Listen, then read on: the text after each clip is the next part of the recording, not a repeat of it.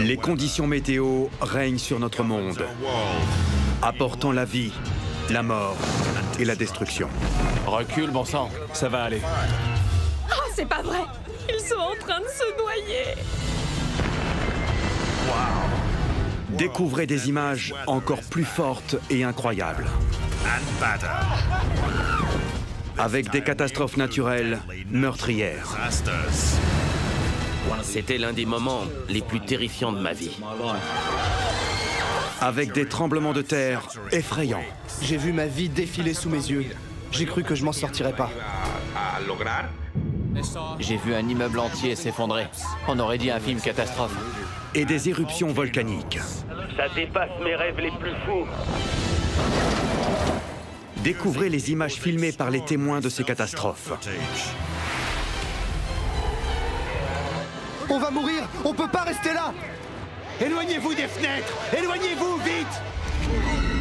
Et leurs histoires défiant la mort.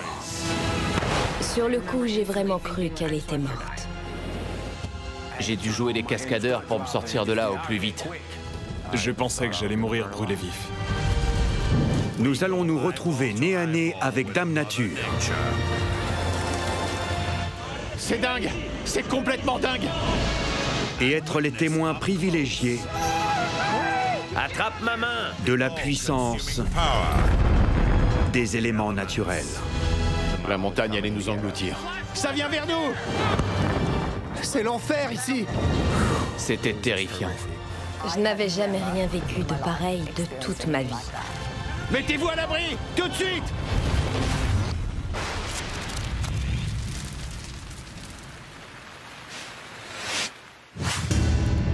Dans cet épisode, Éloignez-vous des fenêtres! aux États-Unis, un monstrueux ouragan provoque le plus grand déluge depuis 1000 ans. Aidez-nous, je vous en prie, ils sont en train de se noyer. Des inondations détruisent un petit village des Cornouailles. L'eau tombait des digues.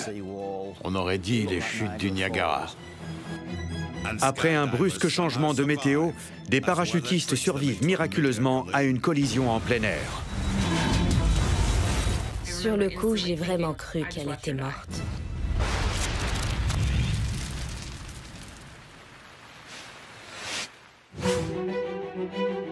Texas, 25 août 2017. Au large du golfe du Mexique, Harvey, un énorme ouragan avec des vents allant à plus de 160 km/h, fonce droit sur la côte des États-Unis. L'ouragan Harvey continue de s'intensifier et est désormais un ouragan de catégorie 1. 12 ans après les ravages provoqués par l'ouragan Katrina, l'Amérique se prépare à affronter l'enfer.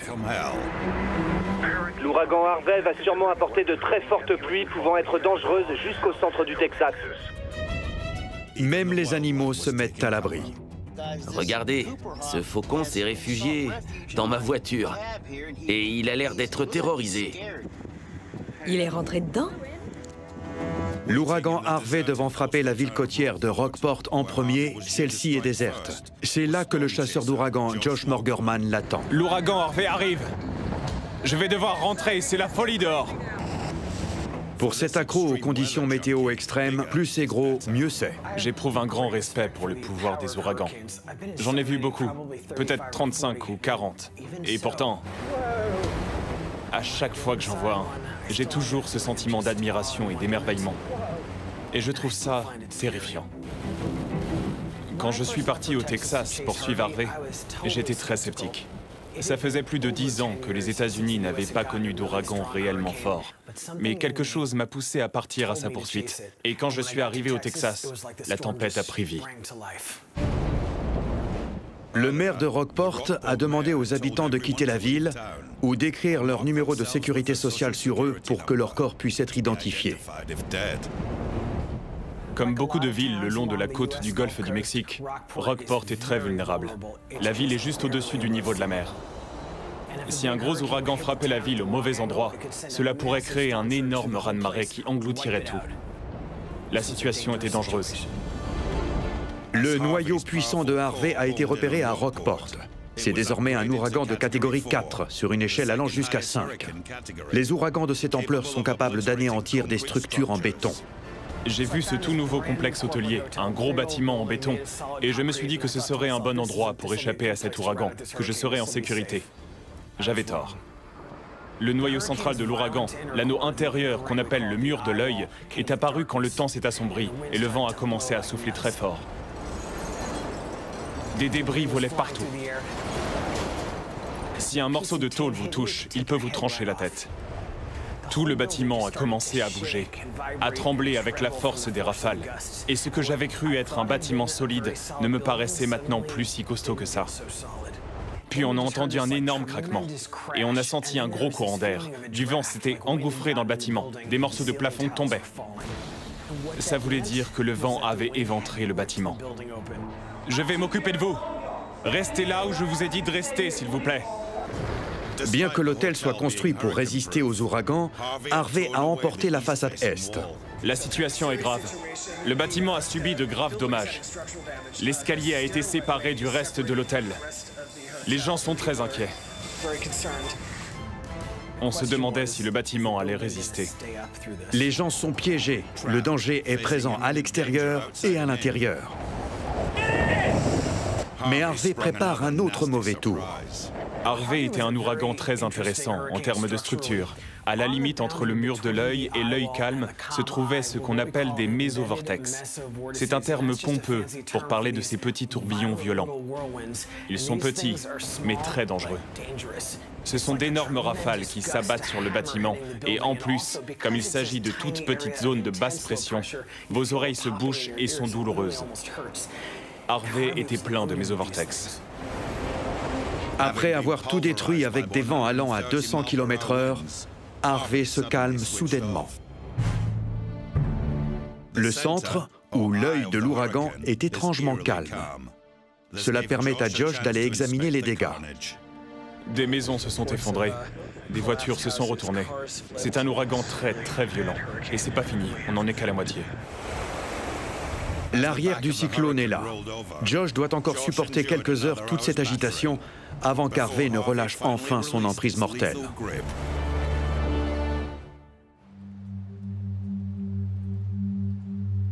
Le lendemain matin, la ville de Rockport semble avoir été frappée par une gigantesque boule de démolition. L'hôtel était complètement démoli.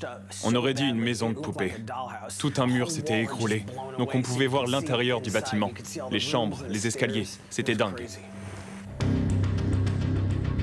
J'ai parcouru la ville en voiture et le spectacle était désolant. Des toits avaient été arrachés, des bâtiments s'étaient effondrés. On aurait dit que quelqu'un avait dynamité Rockport.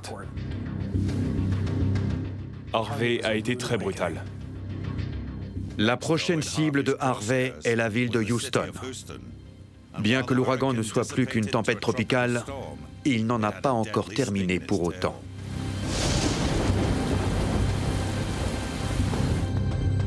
Dans la suite de l'épisode, nous allons voir comment Harvey a ravagé la 4e plus grande ville des États-Unis en déversant l'équivalent d'une année de pluie en moins d'une semaine. Oh, c'est pas vrai!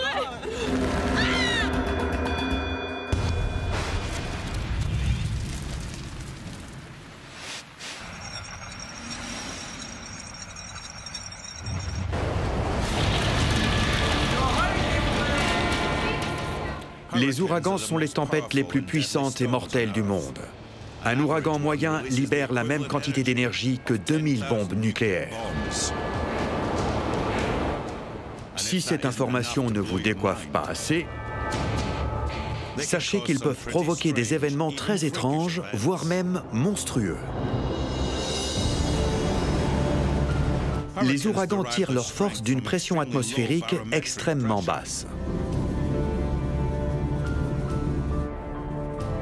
Au centre de ces tempêtes se trouve le mur de l'œil, une ceinture de cumulonimbus à côté de l'œil calme. Le changement brutal de pression qui a lieu entre les deux zones fait exploser les yeux des poissons. Regardez, je veux vous montrer un truc affreux provoqué par l'ouragan Irma. Regardez ce poisson. Et celui-là. 1, 2, 3, 4 poissons morts. Regardez ça. L'ouragan prend l'expression « œil pour œil » très à cœur. Quand l'ouragan Irma a balayé les Caraïbes, il a montré son incroyable puissance en mettant à sec les plages des Bahamas. Au centre de l'ouragan, où la pression est très basse, l'air est aspiré, emportant avec lui des milliards de litres d'eau de mer. L'océan se retrouve donc complètement métamorphosé. Au bout de quelques jours, la mer se rééquilibre et l'eau revient. Les victimes de cet assèchement sont les animaux de la mer. Alors qu'Irma arrivait en Floride, les Lamentins étaient en détresse. Ces animaux d'une demi-tonne sont aussi connus sous le nom de vaches de mer, car ils sont lents, aiment brouter les plantes aquatiques et des algues, et ils sont souvent mangés par les autres animaux. C'est pour cela que les pauvres lamentins sont désormais une espèce menacée. Il est donc très important pour ces sauveteurs de garder celui-ci en vie.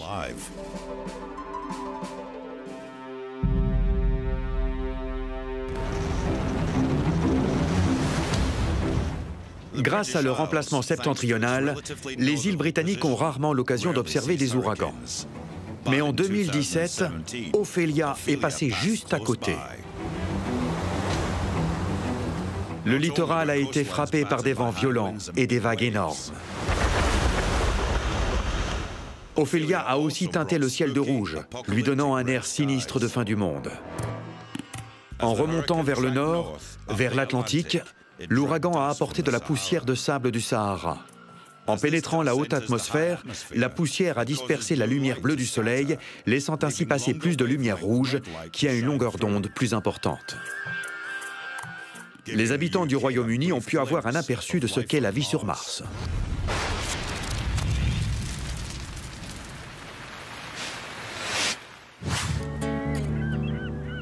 Juillet 2017, Coverack en Cornouailles, en Grande-Bretagne.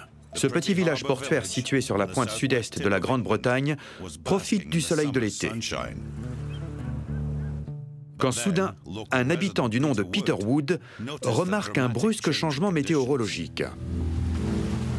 Il tombait une pluie très forte et on a remarqué qu'une sorte de cascade s'était formée dans l'escalier de notre jardin. Je me suis dit que c'était très inhabituel. Je me souviens avoir déjà vu une telle pluie, mais c'était dans la jungle péruvienne. En moins de 40 minutes, une crue soudaine menace de recouvrir Coverack. La route est maintenant très inondée. Attends, ralentis. On conduit dans une rivière. Il s'arrête. On est bloqué là. Voici la route qui descend vers Coverack. J'ai entendu dire que la route avait été fermée par les pompiers. Sur le quai, Marshall Dagger tente désespérément d'empêcher l'eau de pénétrer dans son magasin de souvenirs. Il essayait de balayer l'eau qui était devant sa boutique.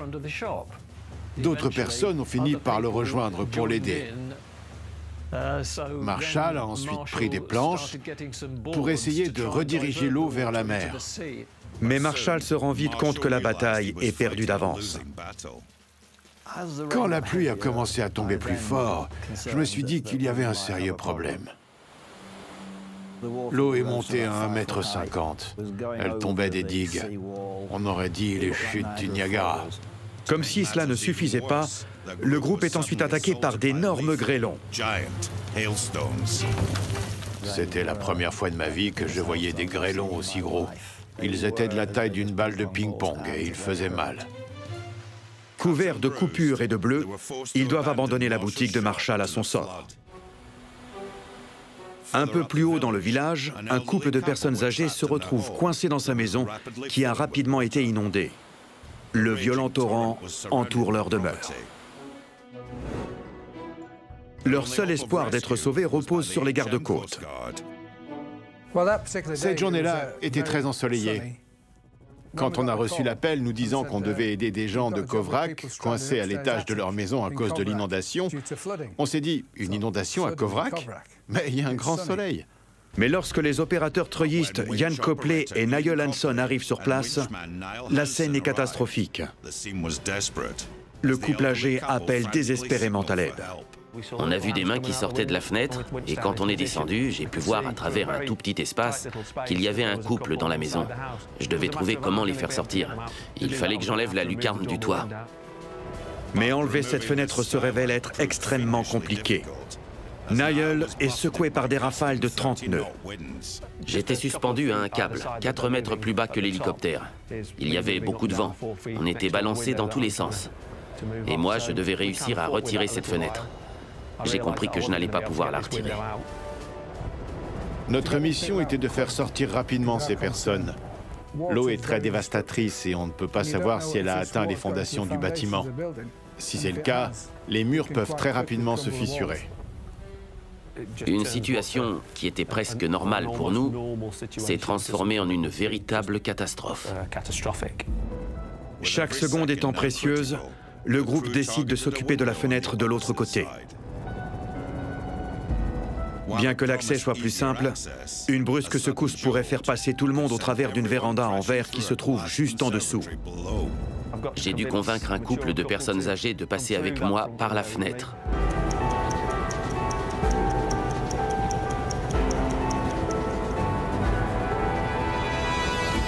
Rapidement, on s'est éloigné de la maison en héliportage et on est passé au-dessus de la rivière. Puis on s'est posé dans un champ à côté, où les pompiers nous attendaient. Heureusement, personne n'est décédé pendant l'inondation de Kovrak. La tempête n'a duré qu'1h30, mais elle a causé des dégâts très importants aux infrastructures et à une 50aine de bâtiments, dont la boutique de souvenirs de Marshall. Ce n'est que le lendemain matin, quand on est rentré dans la boutique, que ça m'a frappé. Tout était dévasté. C'était un spectacle désolant. La communauté soudée de Kovrak est passée à l'action. En seulement 15 jours, ils se sont mobilisés pour aider Marshall à nettoyer et à restaurer sa boutique afin de lui redonner sa gloire passée. La réaction du village a été magnifique. L'esprit de communauté a été fantastique. On s'est rendu compte de tout ce qu'on avait à Kovrak.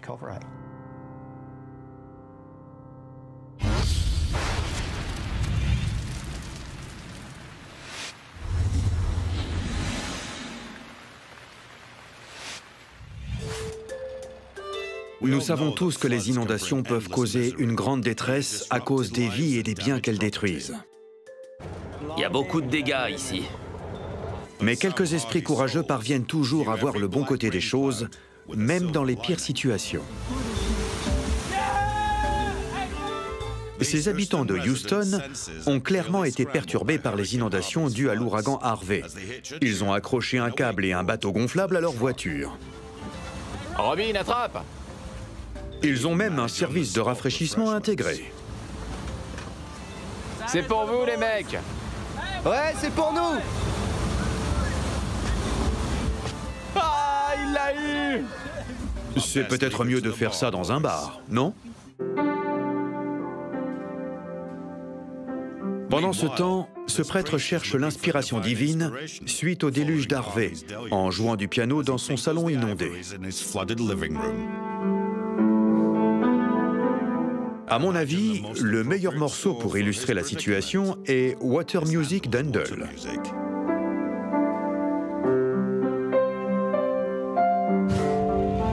Au moins, il a une bonne excuse en cas de fausse note.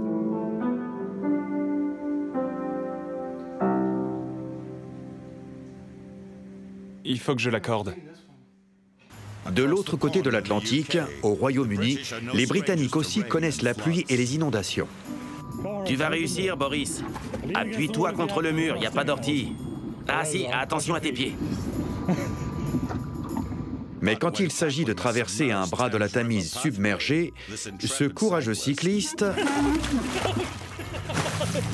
se retrouve complètement pris au dépourvu.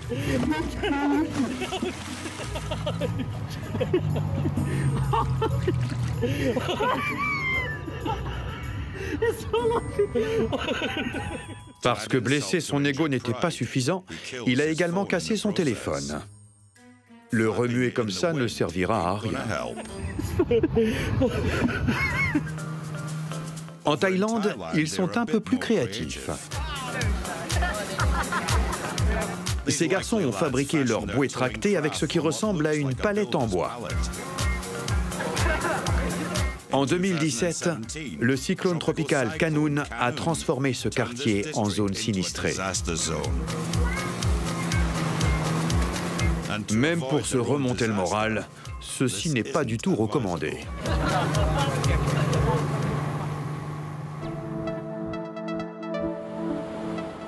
Hawaï est connu pour ses gigantesques rouleaux dans le Pacifique et pour son surf. Mais quand une grosse averse tombe dans la vallée de Weimar,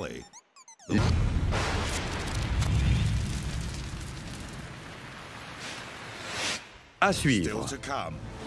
Un phénomène météorologique extrêmement rare attaque par surprise un complexe balnéaire. C'était complètement inattendu. C'est devenu l'enfer. C'est pas possible!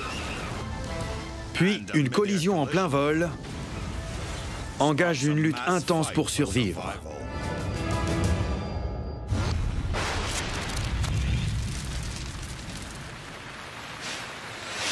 Nous venons d'être témoins de l'incroyable force de la nature avec l'ouragan de catégorie 4 Harvey qui s'est abattu au Texas. La prochaine ville dans sa ligne de mire est Houston.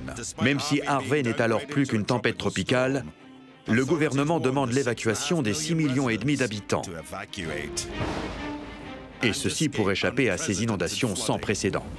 Aidez-nous, on a besoin d'aide. Il y a une famille dans l'eau. Vous pouvez pas les voir, mais ils sont juste là. Malheureusement, ces supplications ne sont pas écoutées et la plupart des personnes ont fermé leurs écoutilles pour tenter de survivre à tout ce que Dame Nature leur fait subir. Aidez-nous, je vous en prie, ils sont en train de se noyer. Harvey provoque la plus grosse inondation depuis 1000 ans, avec 122 billions de litres de pluie tombée.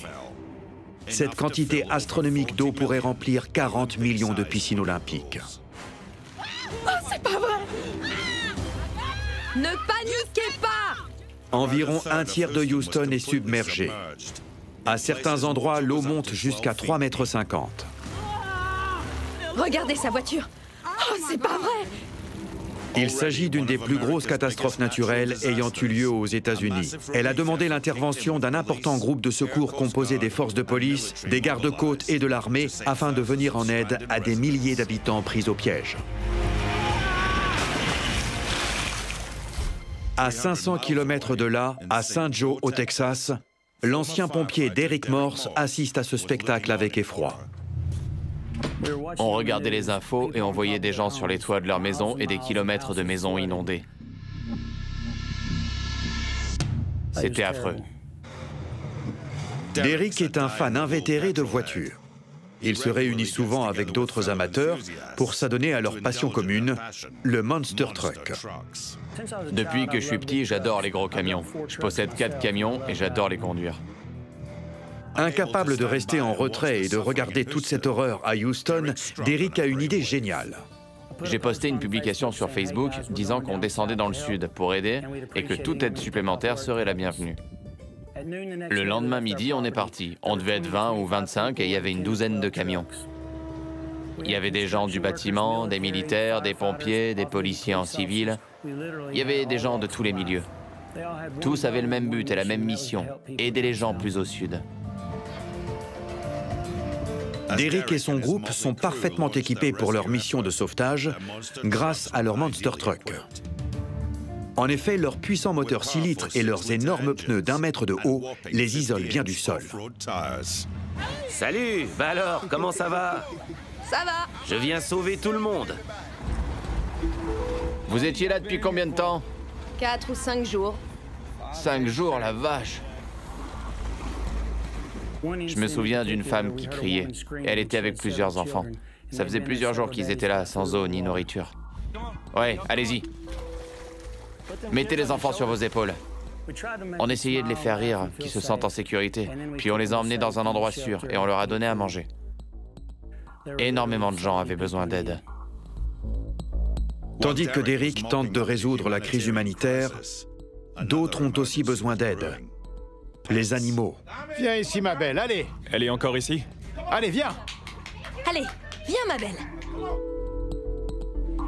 Dans leur départ précipité, certaines personnes ont dû abandonner leurs animaux, Oh non, ce chaton doit pas rester là. les laissant à la merci des inondations. Vous l'avez? Oui. Pour la bénévole Jess Cochrane, c'était une course contre la montre. Dès que j'ai entendu qu'une tempête de catégorie 5 avait lieu, je me suis dit que chaque seconde comptait. Pendant qu'ils attendent qu'on vienne les chercher, ils souffrent.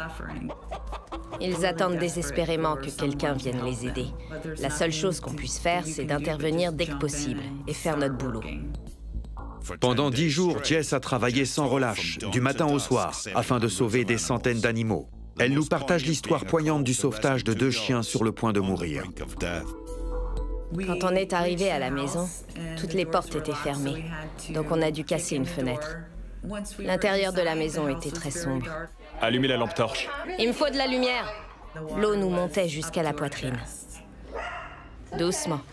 On a réussi à trouver un chihuahua en haut d'une étagère. On devrait pouvoir lui passer la laisse. Doucement, mon beau, doucement. Il a peur. Ouais. Tu as la laisse? Oui, vas-y, attache-la. Coucou, mon beau. T'inquiète pas, tout va bien se passer. Il t'aime bien. Le chien était terrorisé. Il était trempé et il tremblait de tous ses membres. Tout va bien se passer. On est là pour t'aider. On a été surpris que l'autre chien ne soit pas aussi sur l'étagère. Il était sur un coussin de canapé qui flottait à l'autre bout de la pièce. C'est bon, je l'ai. Tu l'as, toi? Allez, on y va. Le simple fait que ces chiens soient encore en vie relevait du miracle. Allez. On l'a vu qui flottait sur un tapis. On a sauvé environ 200 animaux. Des chiens, des chats, des poules et même un tatou.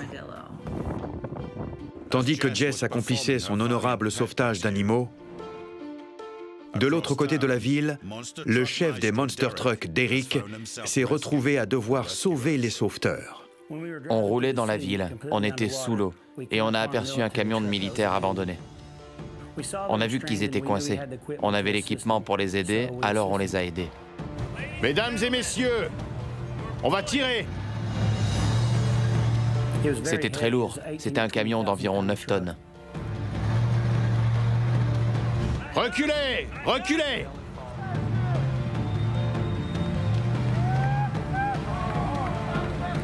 Le plus dangereux quand on tire une charge lourde, c'est que la sangle de traction lâche, ce qui pourrait couper un bras ou une jambe à quelqu'un. On est en train de tirer là. Si ça lâche, ça pourrait vous tuer. On a essayé d'éloigner les gens, mais c'était pas facile.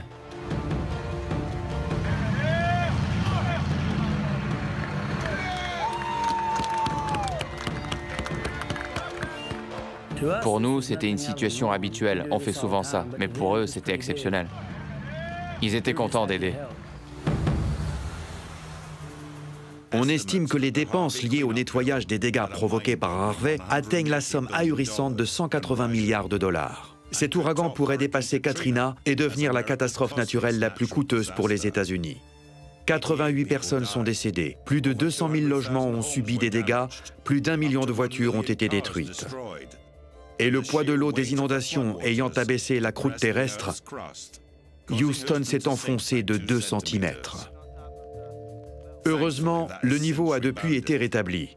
Mais au beau milieu de cette tragédie nationale, de nombreux actes altruistes ont été observés. Derek a été remercié par une personne connue de tous.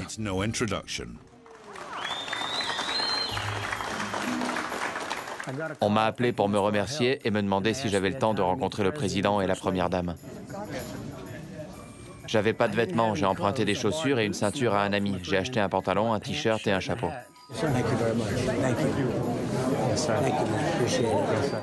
J'ai vraiment fait attention à mes manières.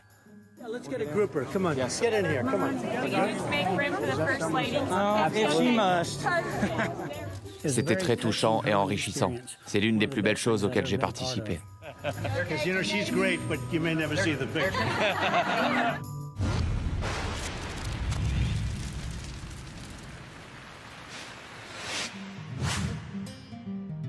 Santa Barbara, dimanche 3 septembre 2017. Léonard Diaz profite de son dimanche en famille dans ce complexe balnéaire de la Californie du Sud. C'est l'endroit le plus ensoleillé de l'État. C'est une station balnéaire et il faisait très beau. Alors il y avait beaucoup de monde. Les gens s'amusaient. Mais en quelques minutes, le bonheur des gens se transforme en terreur à cause d'un étrange phénomène climatique. D'un coup, il s'est mis à pleuvoir. Tout le monde est en train de paniquer parce qu'il pleut à la plage. J'avais jamais vu une pluie aussi forte. C'est le déluge maintenant. La pluie s'est mise à tomber de plus en plus fort. La vache! Attention, sois prudent! Le vent s'est levé et une dizaine de grands parasols s'est fait emporter dans les airs. La vache!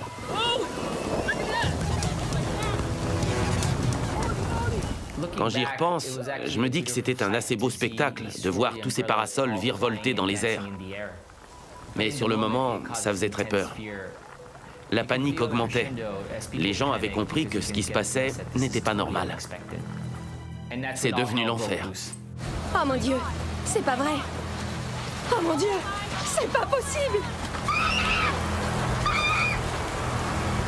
Léonard et les personnes présentes sur la plage sont au beau milieu d'une micro-rafale. Attends, panique pas, reste à côté de moi. Une tempête brutale et de courte durée, avec des vents aussi forts que ceux d'une tornade. La micro-rafale a duré quelques minutes seulement, mais c'était suffisant pour créer un mouvement de panique. Le vent allait à plus de 160 km/h. On était sur une plage, donc c'était impossible de se mettre à couvert. On n'avait aucun endroit où s'abriter. Les gens couraient, les familles et les enfants criaient. Les gens se serraient les uns contre les autres. On ne savait pas quoi faire. Oh mon Dieu, rentre, rentre. À quelques rues de la plage se trouve un quartier de Santa Barbara regroupant des bars et des cafés.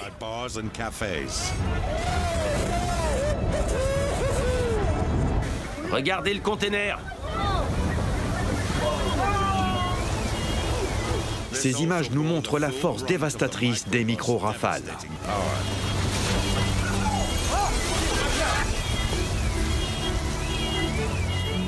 Sur le chemin du retour, c'était incroyable de voir tous les dégâts causés par la micro-rafale. Des arbres étaient tombés sur des voitures ou sur des bâtiments. Certains bloquaient la route. Il y avait des débris partout, des dégâts très importants. Ça a sûrement coûté des millions de dollars en réparation à la ville de Santa Barbara. Après avoir vécu cette expérience traumatisante de micro-rafale, Léonard s'aventure désormais sur les plages en ayant un peu plus conscience de l'incroyable puissance des éléments. C'est impressionnant que quelque chose qui dure si peu de temps puisse causer autant de dégâts. Après un tel événement, j'éprouve un certain respect envers Dame Nature. Elle peut être magnifique et l'instant d'après, être terrible. C'était les minutes les plus effrayantes de ma vie.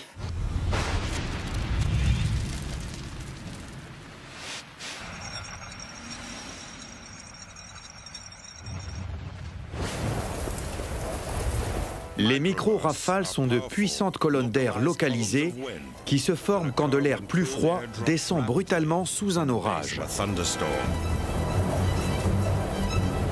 Lorsque l'air touche le sol, il se disperse en éventail à une vitesse de 160 km/h.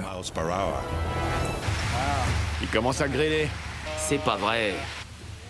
Comme par exemple lors de cette micro-rafale à Brisbane, en Australie. Regardez-moi la taille de ces grêlons. Les grêlons font la taille d'une balle de ping-pong et les vents sont très violents. Regardez ça, c'est fou. Et vous avez vu ce vent? Oh mon Dieu! Comme leur nom l'indique, les micro-rafales sont de courte durée. Quelqu'un cherche un abri là-bas. Elles peuvent durer de quelques secondes à quelques minutes. Certains grêlons étaient plus gros que des balles de golf. Ils ne s'étendent que sur de petites zones de moins de 4 km. C'est dingue. Regardez ce vent. Ça vient vers nous. De par leur soudaineté et leur force, les micro-rafales sont souvent confondues avec les tornades. C'est quoi? C'est une micro-rafale. Elles sont beaucoup plus fréquentes. Il y a 10 fois plus de micro-rafales que de tornades. Ça plaît pas trop aux oiseaux. Regarde tous ces oiseaux. Ça leur plaît vraiment pas. C'est fou. Il y en a des milliers. Oh la vache, c'est vraiment dingue. La famille qui a assisté à cette grosse micro-rafale dans l'État d'Arizona aux États-Unis estime que le vent allait à 190 km/h. On rentre, allez, par ici. Au sol, éloignez-vous des fenêtres, éloignez-vous vite. Éloignez-vous. Restez ici. Ça va aller. Tout va bien se passer. Avec les grêlons qui arrivent, les choses s'annoncent mal pour leurs pauvres chiens restés dehors. Je vais chercher Marley. Elle est où? Elle a peur. Fort heureusement, ce papa super-héros a bravé les éléments pour la secourir.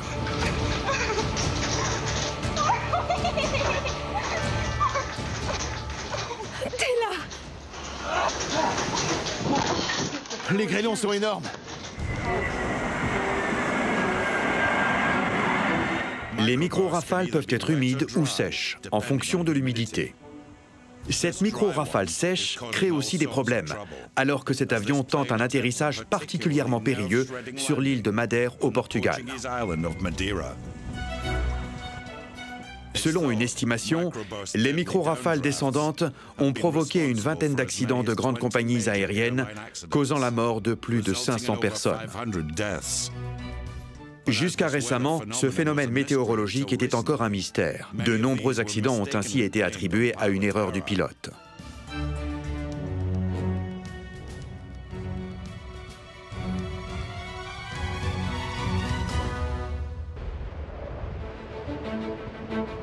Même avec la technologie de pointe que l'on possède aujourd'hui, il est encore impossible de détecter les micro-rafales, car elles sont soudaines et courtes. Cet habitant d'Ocean City au New Jersey a ainsi été pris au dépourvu lorsque le temps, qui était alors seulement un peu pluvieux et venteux, est brusquement devenu chaotique. Lorsque le vent atteint l'intensité d'une tornade, cet homme à la caméra ne le supporte pas.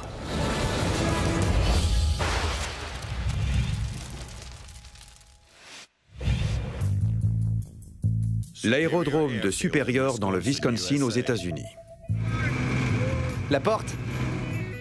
Lors d'une fraîche soirée du mois de novembre 2017, Amy et Chad Aibling, deux des 9 parachutistes présents dans ces deux avions, se préparent pour un saut en groupe. C'était un saut un peu plus risqué et qui faisait monter l'adrénaline. C'était mes sauts préférés. Le saut en parachute est un sport extrême qui comporte de nombreux dangers. Il repose énormément sur la météo, et cette journée-là était parfaite selon Mike Robinson.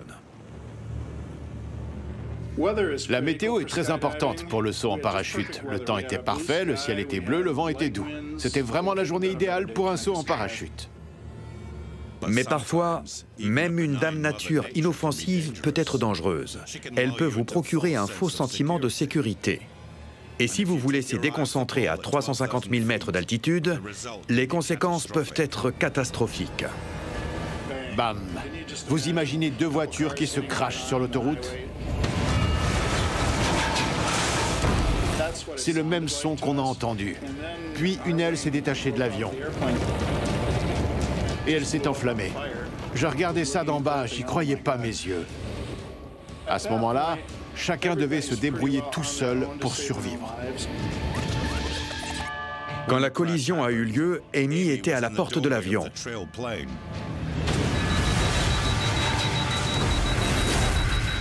C'est arrivé très vite et très brusquement. C'était vraiment bizarre. On aurait dit deux aimants attirés l'un par l'autre. Quand l'explosion a eu lieu, il a fait très chaud. On était juste à côté.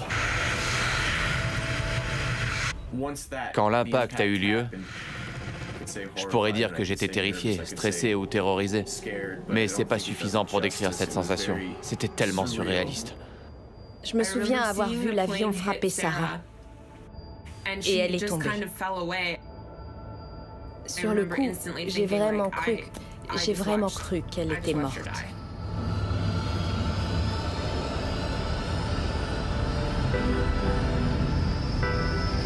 J'ai attrapé le côté de l'avion et j'ai poussé sur mes bras pour m'éloigner. Mais il y avait du feu et des bouts de métal partout. J'ai été frappée à la bouche. J'avais l'impression d'être sur un champ de bataille avec des éclats d'obus et des débris, du feu et des gens partout. Propulsé au beau milieu de ce carnage, Mike avait du mal à en croire ses yeux.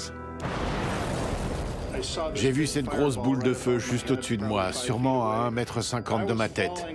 J'étais en chute libre et je tombais un peu plus vite que l'aile. Je savais très bien qu'en ouvrant mon parachute, j'allais beaucoup ralentir. Donc je voulais m'éloigner le plus possible de la zone d'impact pour que, quand l'aile descendrait, je ne sois pas en dessous et pour qu'elle ne me touche pas. Alors que tous les parachutistes luttaient pour leur survie, le pilote de l'avion à l'aile arrachée faisait une chute mortelle. C'est hallucinant de voir son avion foncer droit vers le sol comme un missile, en se demandant si le pilote a la moindre chance de survivre. Il a réussi à s'extraire in extremis et à ouvrir son parachute de secours. S'il n'était pas sorti de l'avion au moment où il l'a fait, 15 secondes plus tard, il était mort. L'avion s'est écrasé sur un parking en gravier et l'impact a été si fort que l'appareil s'est retrouvé enterré à plus d'1 mètre de profondeur. Le deuxième pilote, malgré la perte de puissance du moteur, est parvenu à atterrir. Quant aux autres parachutistes, à part quelques égratignures et quelques bleus, ils sont tous sortis indemnes de cette terrifiante épreuve. Juste après avoir atterri, j'arrivais pas à réaliser ce que je venais de vivre. Je venais de survivre à l'impossible. C'était tellement bouleversant. Je me suis recroquevillée et j'ai pleuré. Pour mieux évaluer l'importance de leur miraculeuse survie, il est intéressant de savoir que 15 jours avant leur accident, un terrible incident similaire avait eu lieu en Belgique, provoquant la mort des 11 parachutistes présents. C'est un vrai miracle qu'on ait tous survécu. C'est également un miracle que personne n'ait été blessé au sol. On a créé une organisation à but non lucratif qui s'appelle Miracle 11, les 11 miraculés. Grâce à nos vidéos, on a pour l'instant récolté 32 000 $. On a ainsi pu offrir une aide financière à des personnes qui en ont besoin. On se sentirait mal de tirer profit de cette terrible expérience. Ce n'est pas la seule chose positive qui a suivi cet événement. 9 mois après l'accident, Amy et Chad se sont mariés. Ils ont bien évidemment scellé leur union pendant un saut en parachute. On est mariés depuis 3 ans et demi. On a réussi à s'épanouir et ça me motive à vivre ma vie plus passionnément. On veut pas seulement exister et traverser la vie, on veut vivre la vie. Ça m'a poussé à ne pas oublier mes passions et mes rêves. Ça m'a fait prendre conscience de ma mortalité. Super saut.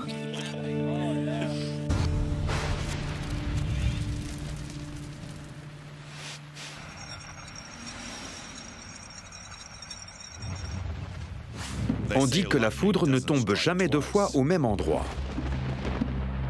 Et c'est vrai. Dans le monde entier, la foudre tombe une centaine de fois par seconde. Dans la ville de Annamsi, en Corée du Sud, un automobiliste évite prudemment ce piéton sur un parking peu éclairé.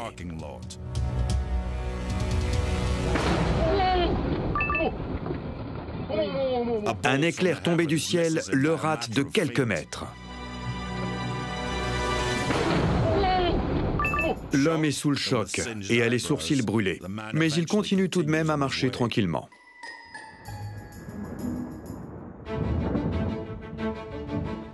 À Moscou, en Russie, des coups de tonnerre grondent autour de cet automobiliste.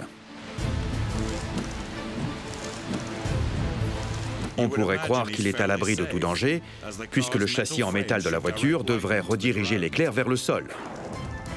Mais la foudre tombe sur un lampadaire.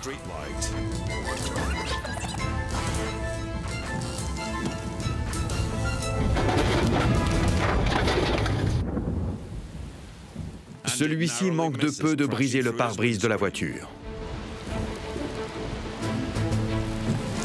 Si l'on en croit les nuages de fumée qui apparaissent, l'automobiliste va devoir éviter une autre forme d'électrocution, celle des lignes électriques tombées à terre.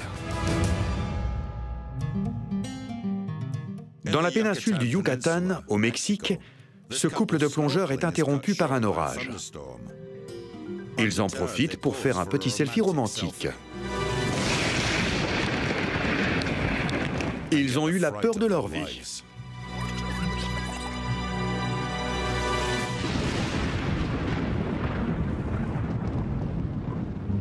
Anna, cette jeune apprentie journaliste météo, présente son bulletin. Et heureusement, elle va survivre à une attaque météorologique surprise. Nous sommes en direct et nous avons un soleil radieux aujourd'hui avec des petites averses et...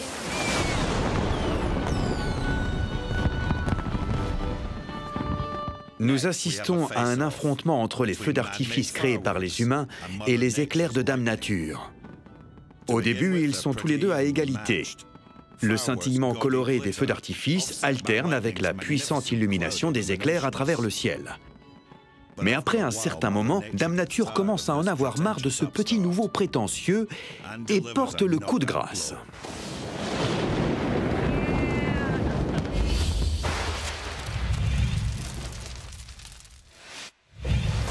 Oh mon Dieu, c'est pas possible! Dans cet épisode, nous avons vu Dame Nature faire rage de manière incontrôlable. Nous avons vu à quel point nous étions vulnérables. Nous l'avons vu démolir, détruire et nous rire au nez.